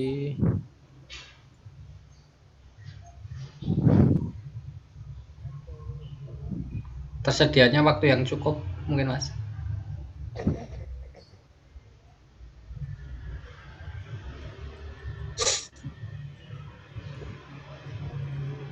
Iya.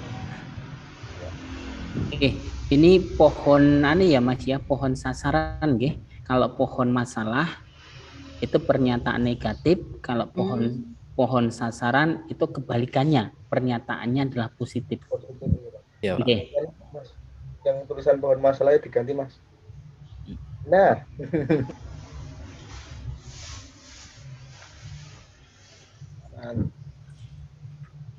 Ya, nah contoh. Terus terbentuknya koordinasi yang baik. Ya, terbentuknya koordinasi yang baik antara perencana dan pelaksana kegiatan.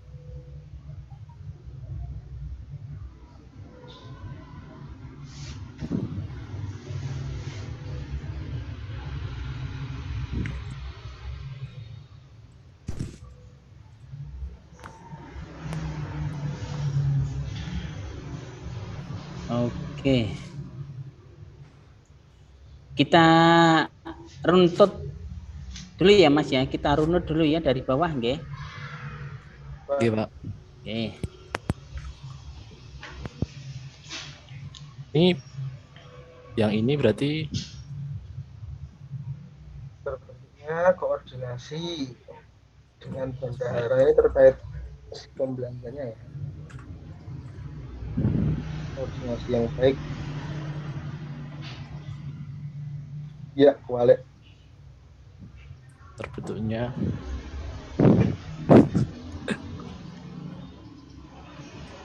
oke. tidak ada penyelewengan penggunaan anggaran gitu ya. Iya. Ya. Ya, sama berarti sudah.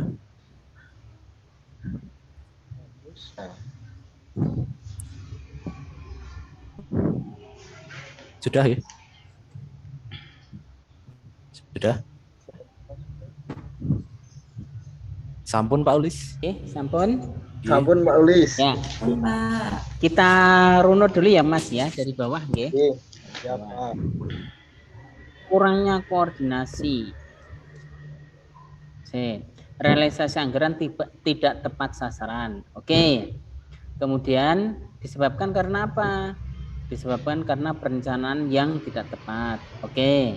Kurangnya koordinasi dengan bendahara. Kurangnya koordinasi dengan bendahara. Kurangnya koordinasi. Siapa yang koordinasi dengan bendahara ini?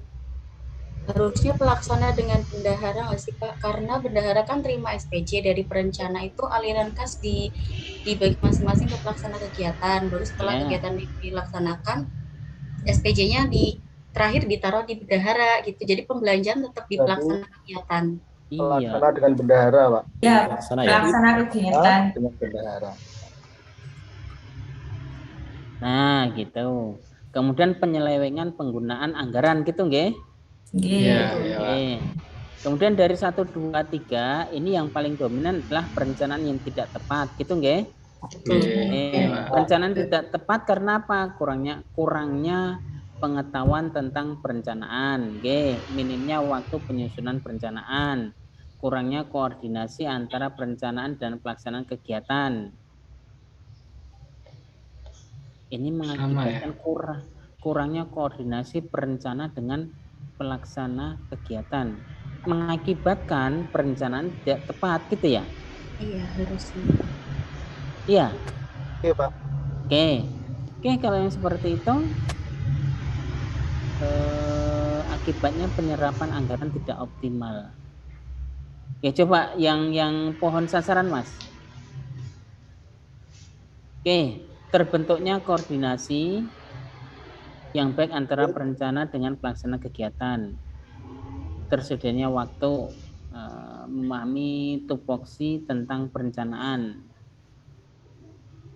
Memahami tupoksi. Coba Mas, yang pohon masalah Mas, yang ini kok kayak kurangnya pengetahuan tentang perencanaan. Oh, boleh. Yang pohon sasaran itu memahami tupoksi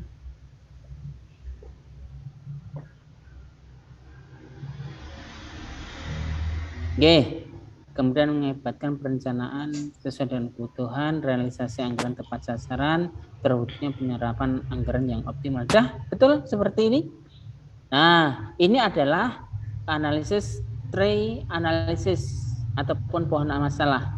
Kemudian Mas nanti usulkan yang pohon masalah dulu, yang pohon masalah. Oke.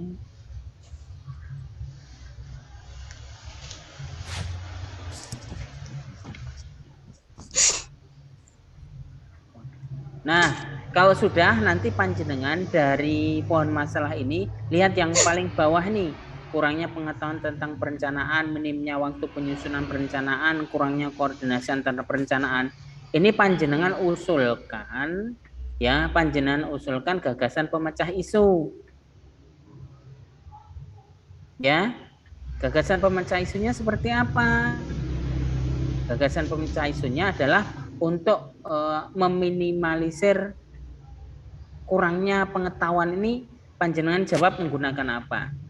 Barangkali adanya melaksanakan pengembangan kompetensi terkait dengan perencanaan. Boleh.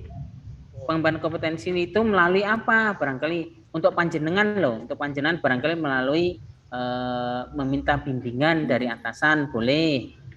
Atau ikut pelatihan, boleh. Nah, seperti itu. Tapi selama aktualisasi nanti misalkan ikut pelatihan, ya kalau ada pelatihan iya yang dikirim, yang ora dikirim, gitu loh. Ini mau dikirim tapi tidak ada pelatihannya. Nah, seperti itu kan? Nah, ini minimnya waktu penyusunan perencanaan apa yang panjenengan laksanakan untuk mengatasi minimnya waktu penyusunan perencanaan ini. Nah, kemudian kurangnya koordinasi apa yang panjenengan laksanakan untuk meminimalisir mengatasi kurangnya koordinasi ini. Nah, seperti itu ya. Paham maksud saya? Paham, Pak. Nggih, Pak. Paham nggih? Nggih. Iya. Nah, seperti itu. Nah, ini nanti panjenengan apa itu? Diskusikan lagi nih Mas Ali nggih, diskusikan bawahnya ini slide yang ke-5 misalkan gagasan pemecah isu. Nah, tambah lagi satu gagasan pemecah isu. Nah, gagasan pemecah isunya apa? Panjenengan sebutkan di sini. Enggak usah banyak-banyak, Mas. Misalkan 5 atau 6, 5 aja, 5 atau 6 gagasan pemecah isu aja.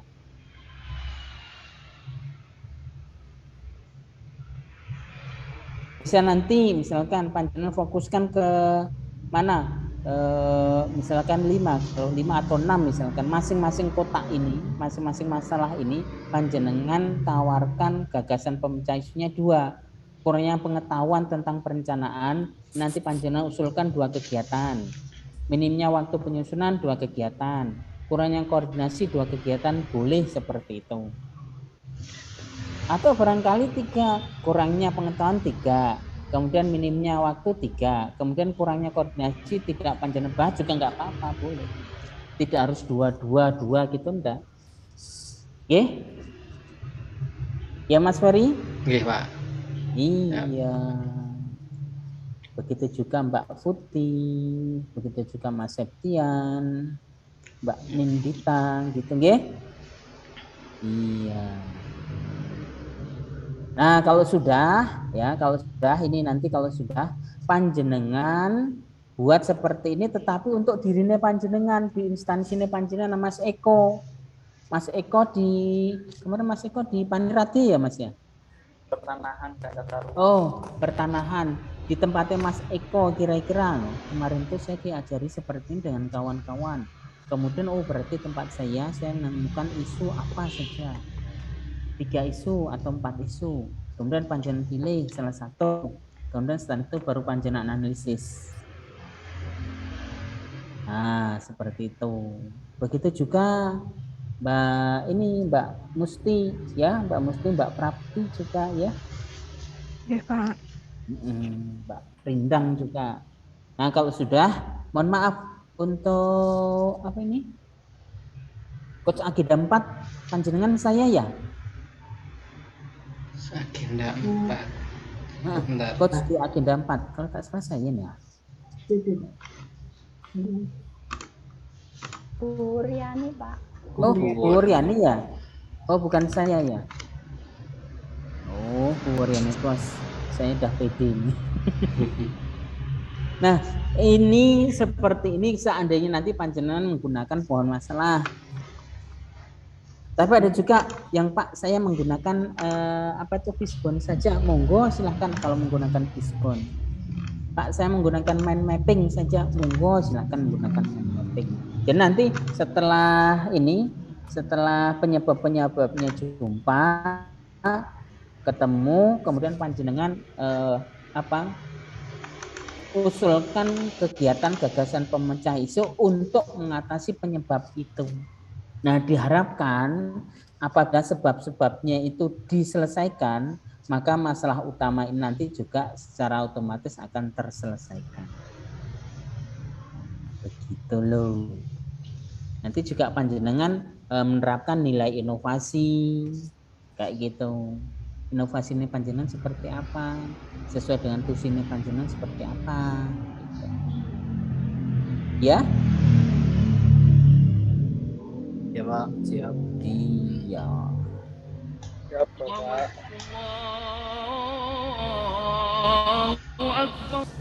Monggo ada pertanyaan.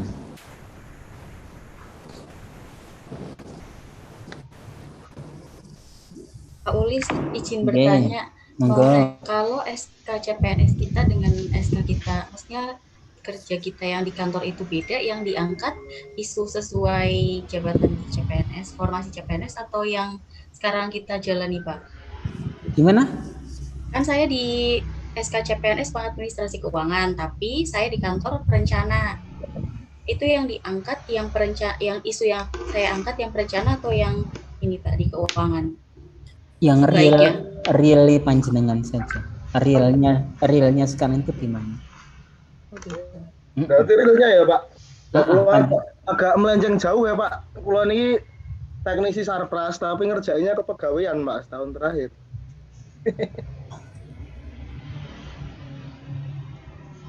Berarti kepegawaiannya nanti. Gini, kalau sudah seperti itu, kalau saya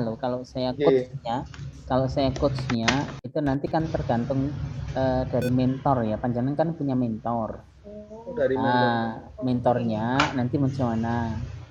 Kalau saya selaku coach ya realnya, kalau saya sih entah kalau Bu Woriani atau mentori panjenengan. Soalnya nanti kalau tidak real panjenengan susah untuk menerapkan inovasi ini. Itu baik Pak, terima kasih Pak Ulis. Nggih. Ada lagi, monggo.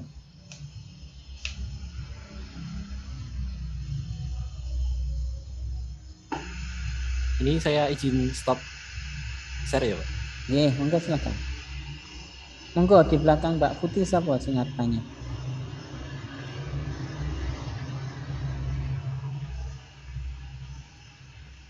Kalau nggak ada, kita cukupkan.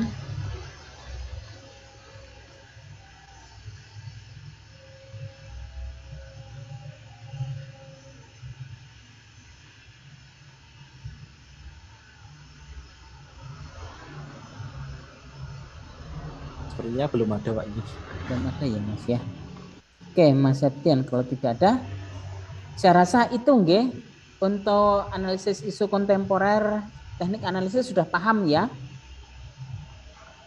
Lumayan Kak, paham. Masya Allah Pak, udah ada gambaran Pak, tinggal memikirkan masalahnya. Iya, tinggal memikirkan masalah. Ya itulah permasalahannya Mas Ferry.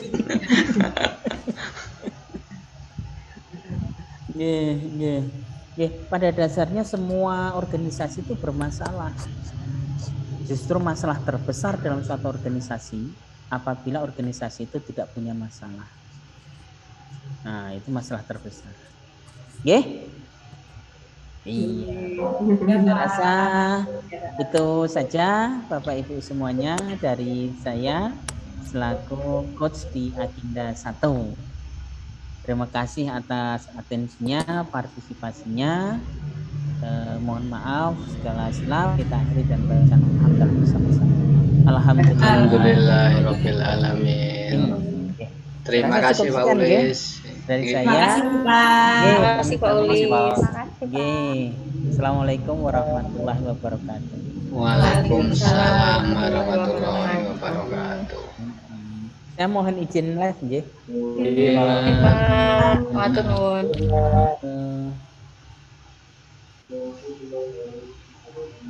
Gimana Mas Ali? Ada yang perlu dibahas di sini tidak? Iki mau ora kon ngrevisi to Bapak itu bahasane. Ora, karo kok. Alhamdulillah. Iki tenanan iki ra enek tugas. Wes ganti coach Mas, besok ganti coach. Oke.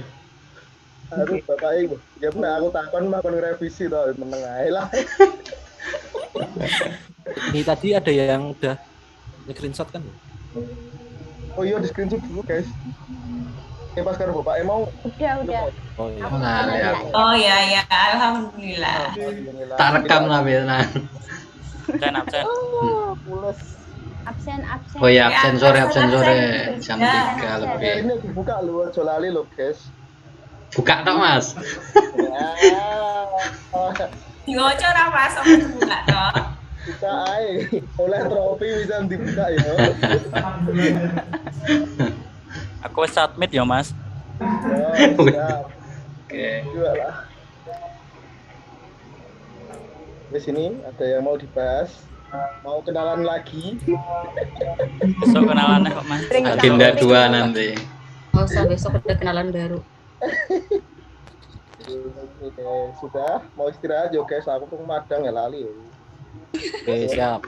Pintar kalau nggak madang.